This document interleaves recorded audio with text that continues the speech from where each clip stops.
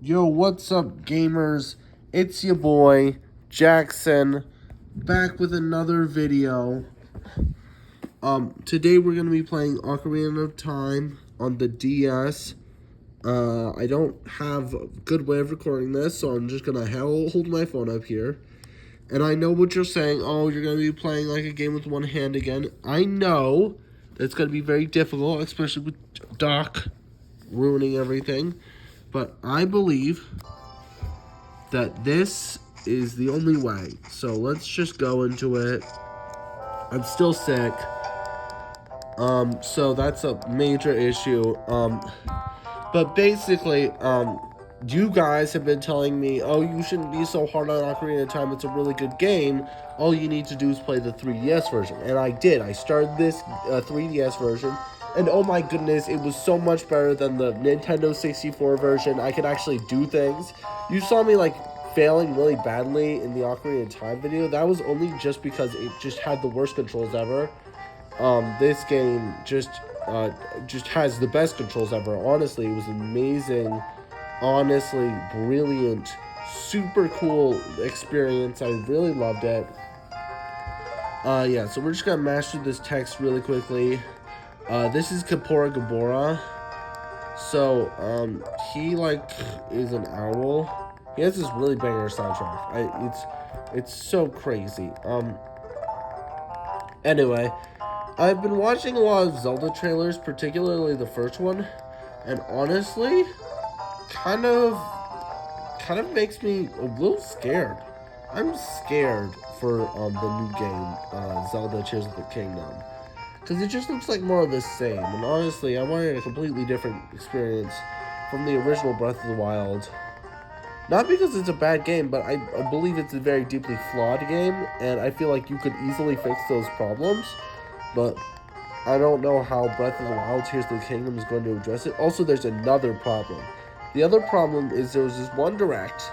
It was the Farmer Direct. Everyone knows about the Farmer Direct, where Nintendo only released a bunch of farm games. And they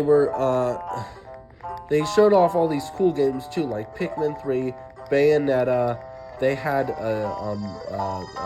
Fire Emblem Engage. And the problem is all of the games released in that trailer were all bad.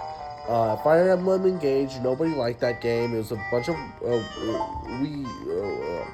weeb stuff. It was a bunch of anime, and nobody really liked that. Everyone liked the cool swordsmen fighting with swords instead of magic or whatever, or alternate timelines or whatever, you know. And then there was Bayonetta 3, and nobody liked Bayonetta 3. And then Pikmin 3 released in the super unfinished state. And you know what was also in that trailer? Was Legend of Zelda Tears of the Kingdom. And so, like, that's a major point of contention. If it was to continue, if this trend is to continue, then it means it won't be a very good game. Or at least not in comparison to the original Legend of Zelda Breath of the Wild, which is in my top 10 games. Honestly, it's so amazing exploring this vast land of Hyrule. Just snowstorming, sand sliding. It was so cool. I really enjoyed it. The problem with that game is that late game is just awful in Breath of the Wild. Because you have to, like, all these like brilliant overpowered weapons. And okay. Fingers.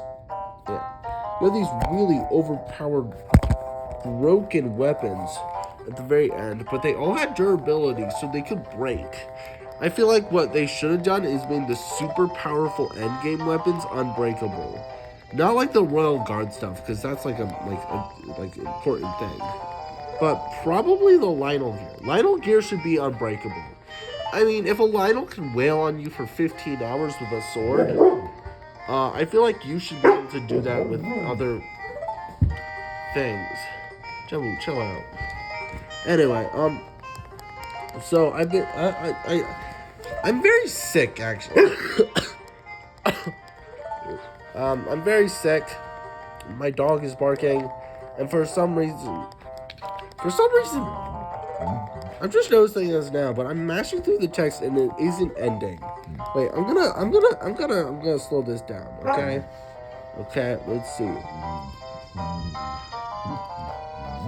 I'm gonna press.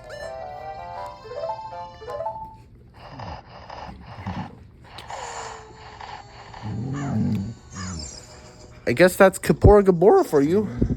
And I'm dying.